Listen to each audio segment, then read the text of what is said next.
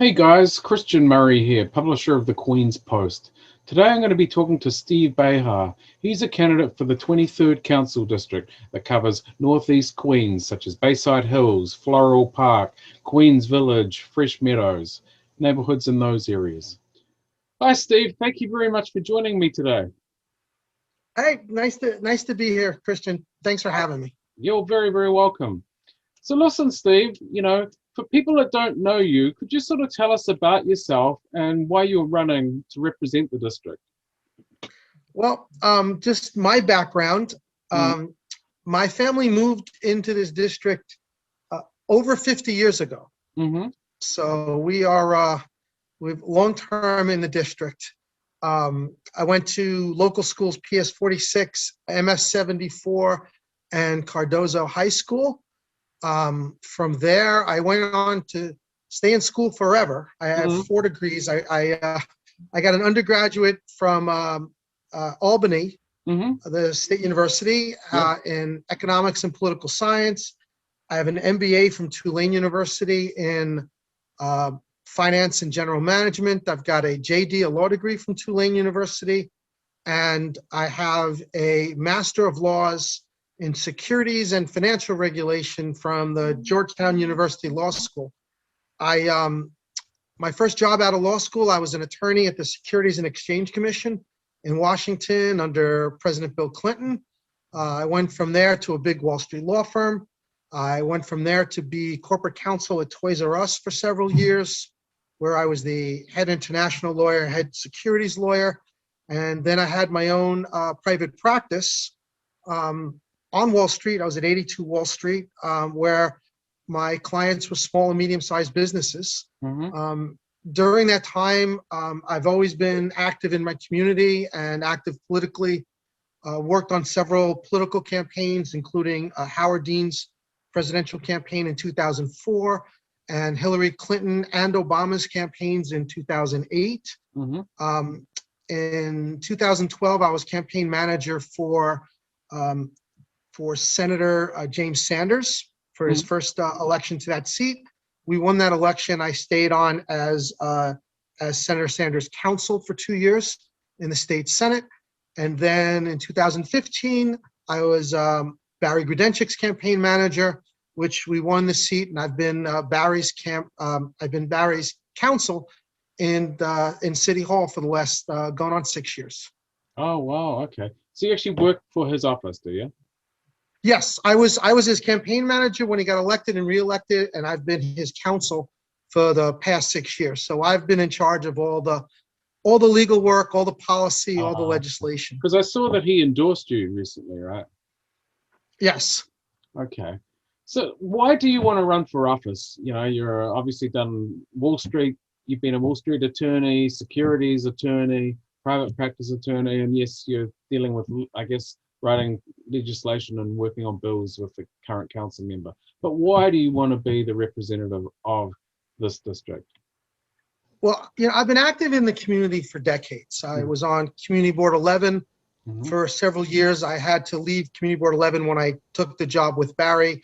I'm on the Board of Trustees of the Bayside Historical Society for 11 years. I've been active with the civic associations in Eastern Queens and Northeastern Queens for years.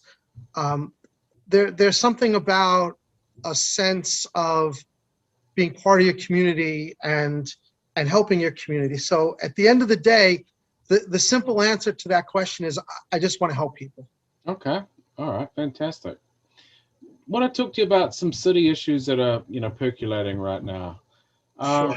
Crime is one that's on every front page of every newspaper in New York right now, Yes. and shootings. What would you do as a council member to combat this? And also, what do you think of the defunding the police movement? It's interesting. First of all, when the idea of the defund the police came out, my first instinct when I heard what they wanted to do was that I get it. I think what their goals were originally were good and still are. I think that it is terrible, absolutely terrible messaging, the idea of defunding the police. Mm, Um, and I think what we should be talking about, and what I call it, it's on my website too, is we need to reform the police. mm, Um, so there's a balance there that we need to do.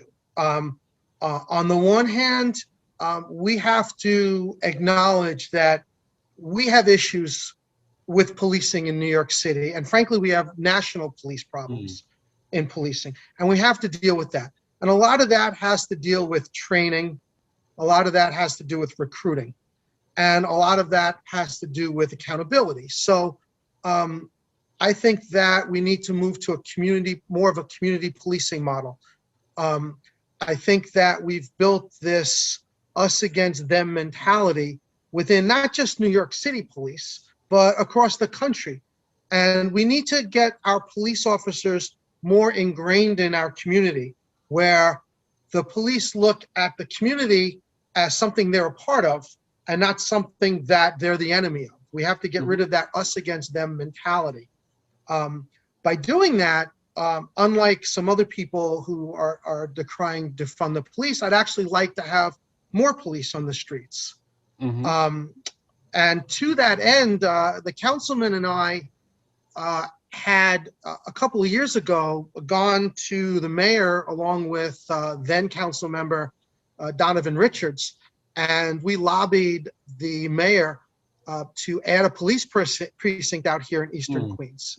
And I knew that personally from the north part of Eastern Queens to the south part of Eastern Queens, because the 105th precinct, which covers the eastern end of our district, yeah. so you're talking about New Hyde Park, Glen Oaks, the northern part of our district, covers all the way down to JFK Airport.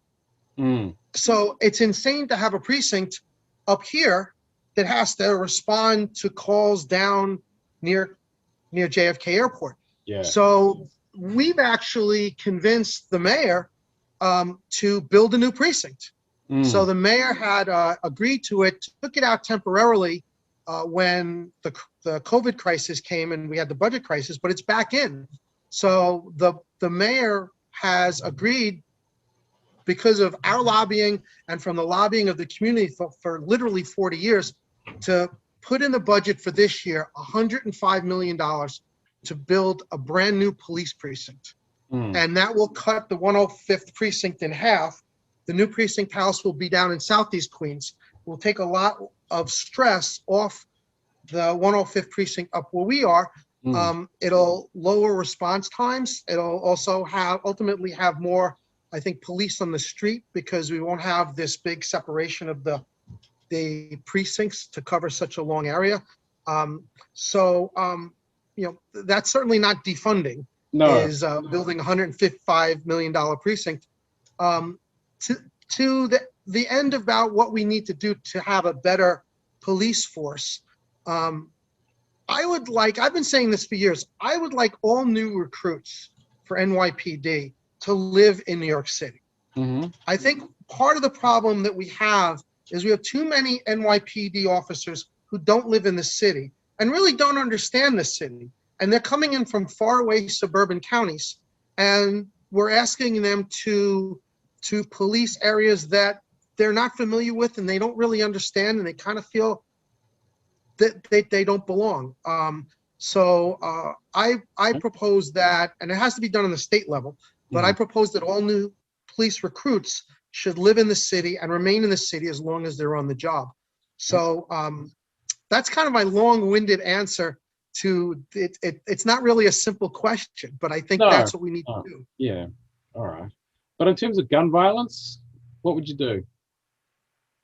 Well, I think gun violence, if you look at the increase in crime, Mm, not just in our city, but nationally, it went up when the economy went down. mhm, So, I mean, I think the first thing we need to do is obviously focus on our economy. The economy right, gets better, people are working, you're automatically going to have less crime.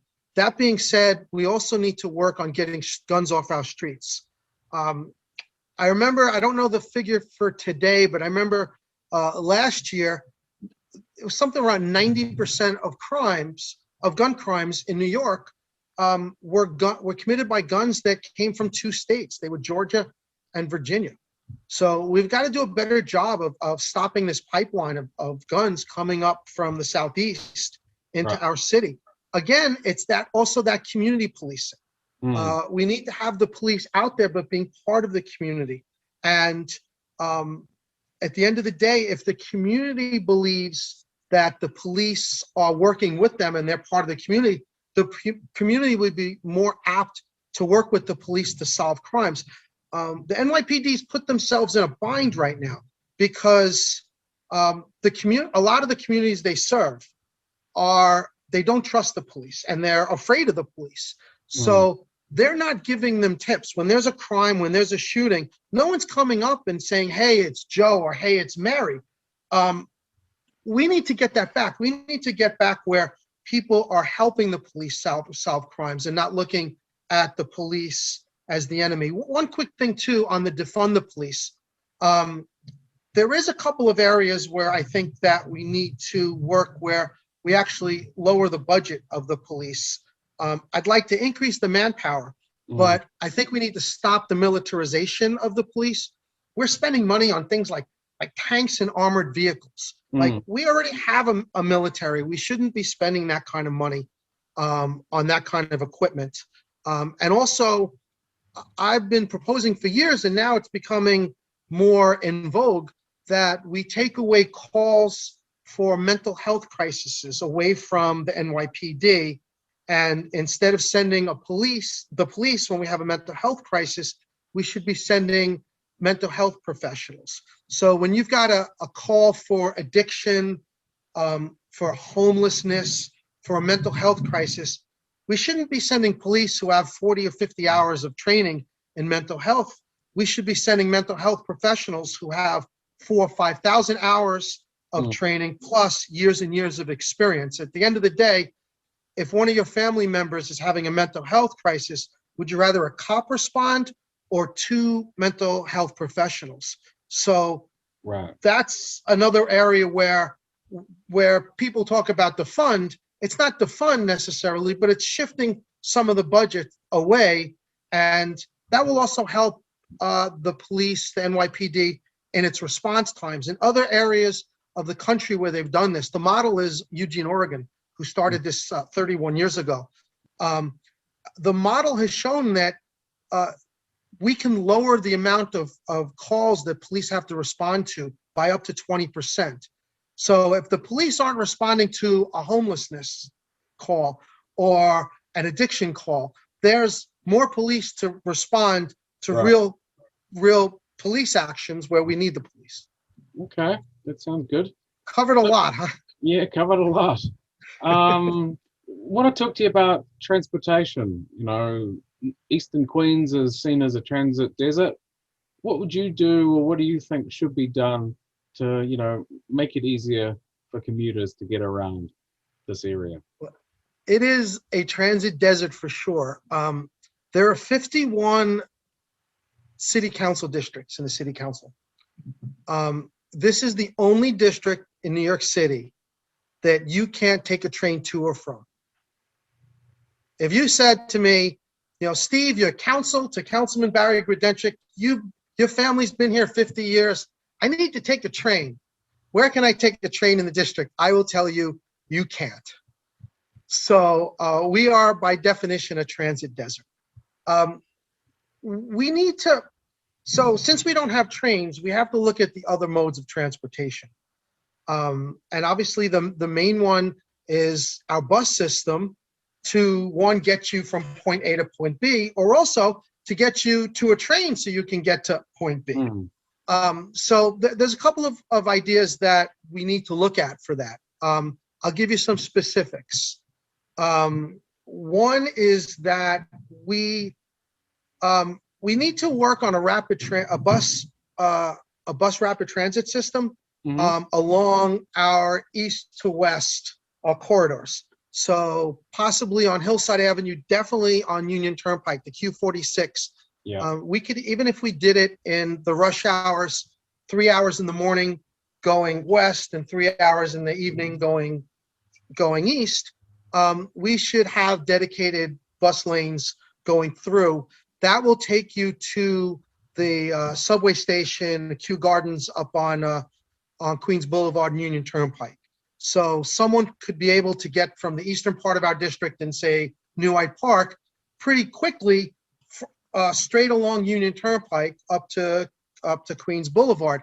Right. There's technologies that we could use that could actually, where buses can actually change the lights as they go. So you could actually have the bus, 2-3 blocks before it gets to a light, change the light for the bus. So the bus can go straight through. So your commute would be a lot easier. We also have to work on our getting bus service to and from the Long Island Railroad Station. Years ago, and also to the subway. Years ago, there was a bus, the Q79, that went basically, for all intents and purposes, north-south on Little Neck Parkway going over to the Little Neck train station. That bus was terminated years ago. Now they've added some service, a little extension to another line, but you should be able to take a bus up and down Little Neck Parkway to the train for your commute. The same thing where with my dad. My dad passed away a little more than a year ago. He's almost 95, but for 40 years, my dad took the Q75 from 73rd and Bell in the Bayside, South Bayside, Oakland Garden section of our district, and took that to 179th Street and jumped on the F train there. You can't do that anymore. I'd like to reinstate that Q75 so people who live in that part of the district, all the way from Oakland Gardens through Bayside, South Bayside, Fresh Meadows, could get over to the subway much quicker. So those are just some examples. I could go on. Also, one more thing. We need to work with what Danique Miller and Councilman Grudenchik have been working on too, is having transfers between the Long Island Railroad and the subway and bus system within New York City. So someone could pay $275, get on a bus, take it to the Long Island Railroad and get into Manhattan for that same fare. Okay, yeah, that makes sense. All right. All right. I want to move on to the topic of community boards. You mentioned that you were on the community board, correct? I was on community. I'm not no longer, but I was. Yeah. I was on community board 11 for several years. Yeah. So, what do you think of the way community boards, the appointment process? What do you think of the appointment process? Do you think that the city council member should be, nominating half of them and the borough president the other half, kind of scenario? How would you go about that? You know what? I actually thought it worked well when I was on the board. Obviously, I was I was originally appointed by a Republican city councilman. I was appointed by then council member Dan Halloran. So I think I don't see a problem with it. I don't see it where I think it works well when it's managed well. I think that the borough president's office has to really take control. Barry Grudenchik, the councilman now, was actually the director of community boards under Melinda Katz when she was the borough president. And I thought Queens did a great job back then on their appointments. I think that we have done a much better job in recent years as far as adding diversity. We could do a better job, and I'm always pushing for more diversity, more representation from the community. But I think the general system works. I do disagree with the term limits that they added a few years ago. I could tell you from Community Board 11, I mean, we had people on the board for 10, 20 years, 30 years. Even Bernie Haber had been on the board for 50 years. There's so much institutional knowledge that Bernie has. In addition to that, Bernie happens to be he's a renowned engineer. So to have that institutional knowledge that Bernie brought and that great knowledge of being an engineer, whenever there was a question, we turn to Bernie, hey, how does that work? And we get an explanation.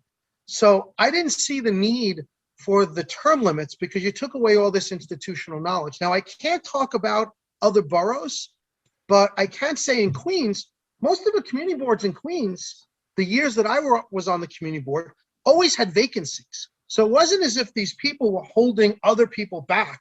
So for example, on Community Board 11, when I was on there, there was always 38, 41, 42, 44 members. We Mm. were never filled to the capacity of 50. So it wasn't as if these people that are getting term limited were holding people from getting appointed. So it seemed like it was a solution looking for a problem. Okay, that's interesting. Um, so what do you think of the powers that the community board have? Do you think they should have binding votes on zoning issues and things and liquor licenses and things like that? What are your views? I think that they should remain advisory.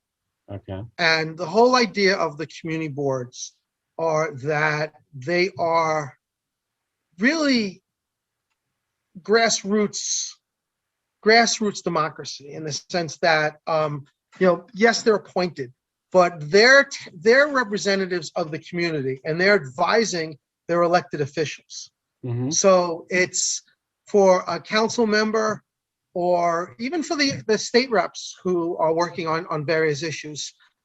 If you want to get a feel of what's going on in your district, the community board is a great tool to know how the community feels about a certain issue, whether it's a new policy, whether it's a land use item. And I think that that's what they originally set up for, and I think they do a good job of that. I'm a big fan of community boards. Okay. What are your thoughts on the ULIP process, the rezoning process? I think it could be streamlined. Yeah. That being said, Mm. I think that one issue that I see it at City Hall is the deference idea that we have on with the members. And I've seen it this year almost bubble to a head, at least this year and last year, where there's a council member who is for or against an item that is really either good or bad for the community, or good, bad for the city in general. But it's either pushed or it's held up by one single member. Yeah. A perfect example of that was Industry City in Brooklyn, Hmm. where the council member, this was a project that would have added 25,000 jobs, and it was killed by the council member. Mm. And for me, being a guy who's Because they with an have the ultimate economic and a say. finance background, Mm. like, how are you killing 25,000 jobs? And this was before the crisis, but how are you killing 25,000 jobs? Because, at that point we were saying the economy is good, but it's not going to be good forever. And we were pretty prescient about that, because 6-8 months later, we have the COVID crisis and the economy tanked. So I think that's an issue we need to look at. So are you saying, Steve, that you would look to get rid of member deference, given that so much power is in the hands of the one council member of a district where a development is proposed? I think that you have to give deference to the council member, because let's be honest, the council member knows his or her district better than anybody. Yeah. But at the same time, we shouldn't kill the economy of the city because of a single council member. So I think there's times where I think we need to give deference in the sense that, let's hear what you have to say, but we've got council members in the city council that will never go against the local council member, and I just don't think that's a good idea. Mm-hmm. Okay. Because as a council member, you have two constituencies. You've got your district, but you're also trying to do what's best for the city in general. Mm. And like I said, I don't mean to bash one council member, but you had a great project in Industry City that would have gained 25,000 jobs in an area that needs jobs, and it was killed by the local council member. Mm. Okay. And now he's got his right to think what's best for his district, but I also have to look at what's best for the city. Mm. And that wasn't what's best for the city. Okay. All right. Fair enough. Are there other topics that you're campaigning on that you think that voters in this district care about that are pushing hard in your campaign?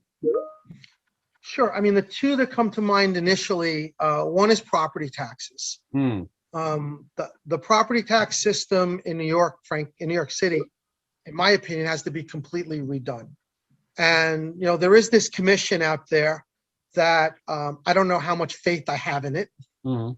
You can read into that I don't have a lot, but I think that we need to look at it, and I think that's something the council needs to look at itself. And I'm certainly, if no one else will, I'll take the lead and do that.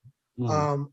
We had a conversation with the mayor a while back in his first term, and the councilman had told the mayor that we need to look at property tax reform, and the mayor had told the council member that that's going to be a second term priority. Well, property, I guess we're going to get de Blasio's property tax reform when we get Trump's healthcare plan. So it's just not going to happen. So I think that's something that we need to move forward in. We need to make sure that middle class homeowners don't become or don't continue to be the basis of how we fund our city. We can't be funding our city in the backs of middle class homeowners. There's also a problem with co-ops and condos. And this is a state law issue that's been blocked by the mayor. Co-ops and condos are taxed as commercial properties. And especially in our district here in Eastern Queens, we've got a lot. I live in a co-op. Mhm. You can buy into these co-ops in our area for $250,000, $275,000. Yeah. You could own your home. You can live in a beautiful area with parks, great schools, and it's affordable. It's affordable for a teacher and a police officer. It's affordable for a sanitation worker and a city clerk. It's affordable for, a waiter and a social worker. Right. And we need to protect that. And that's one thing that the mayor has never seemed to understand is when we talk about protecting affordable housing and moderate income housing, these co-ops and condos, that's what they are. They're affordable housing. They let people stay in the city and not run to the suburbs and be able to afford to live in the city. We've got to preserve that. We need to change the state law that taxes these co-ops and condos as commercial properties. I pay more in taxes than for my co-op, which is a small 2-bedroom co-op, than the mayor pays on his $3 million home in Park Slope. It's insane, and that shouldn't be. The second issue that I need to focus on when I'm the council member is, or really to keep the focus, because Barry's done a great job of that, is education. We've got great schools in our district, and we have a few schools that need some help. And we've worked hard on that. And the last, going on 6 years, working with Barry, we've invested approximately $300 million into the school district. We've added 2,600 seats. Some are still in process. We're adding an extension in PS 46, which was my alma mater, where my 9-year-old nephew who lives with me goes to school. He's in 3rd grade. We're adding an extension on PS 26 in Fresh Meadows. We're adding an extension to my other alma mater, Cardozo High School. We've converted the old closed Catholic school, St. Robert's Church School, into PS 390 in Bayside Hills. We converted Our Lady of Lourdes, old Catholic church school, which was closed, into a pre-K center. We converted an old closed charter school on 207th and Jamaica Avenue to a pre-K center. We've rebuilt schoolyards. We've rebuilt auditoriums. We've built science labs. We've built dance studios. I will continue that. I will be the education candidate in this district.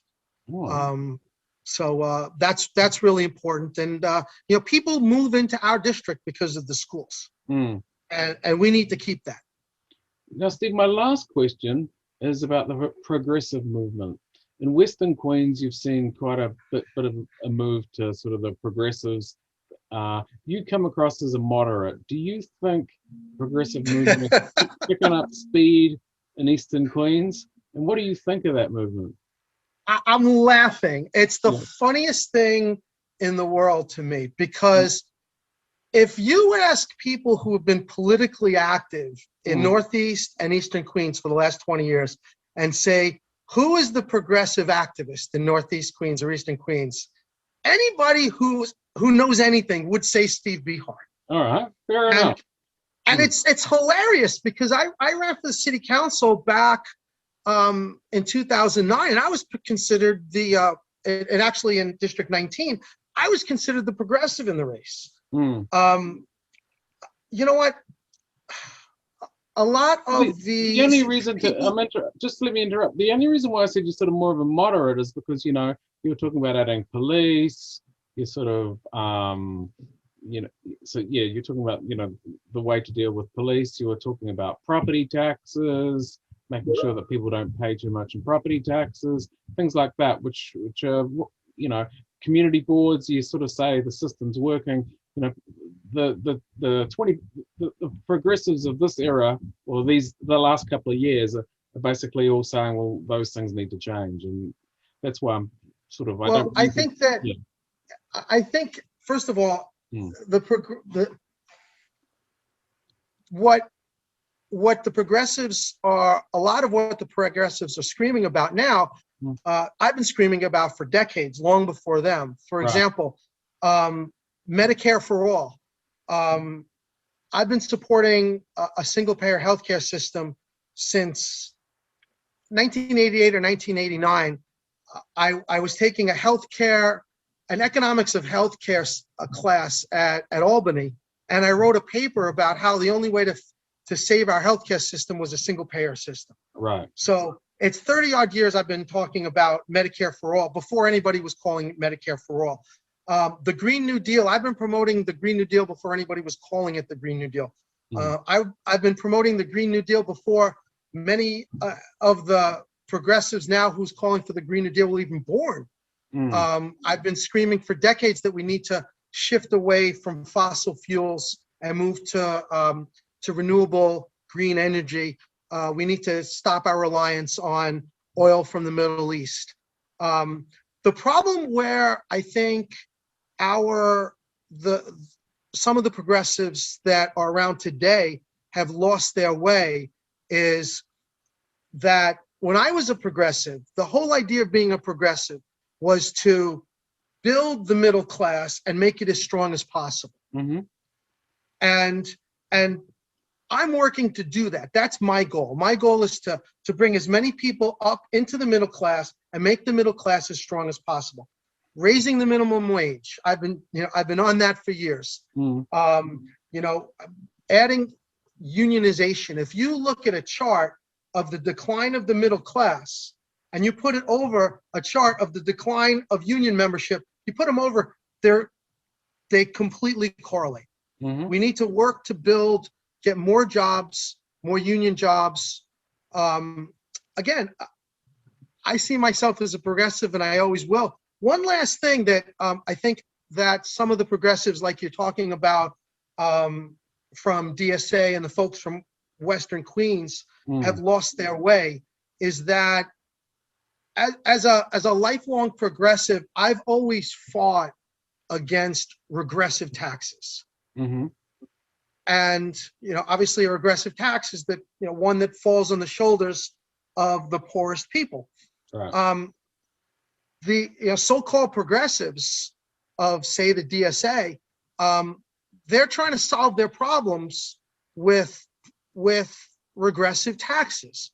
For example, I'm all for fighting for a better environment. I want to have more money for mass transit. But I'm against congestion pricing, because congestion pricing is a regressive tax. Who's paying that $25 to get into Manhattan. We're not talking about the millionaires and the billionaires. It's not a problem for them. But you've got a waitress who works in the East Village, who lives in Astoria, who has to be at the diner to open it up at 5 in the morning, who has to drive there. She's going to pay $25 just to work for a day. You've got a doorman who works up at Sutton Place, who works the midnight till 8 in the morning shift. He's got to pay $25 a day just to drive to work. That's $125 a week, $500 a month. That's not progressive to have that doorman to pay $500 a month because you want to add this congestion pricing. Right. And it's unfortunate that people don't look at that. They're not looking at where this money is coming from. All right. Well, Steve, thank you very much for talking to me today. Thanks for having me. All right. And best wishes in your campaign. Thank you. I appreciate it, Christian.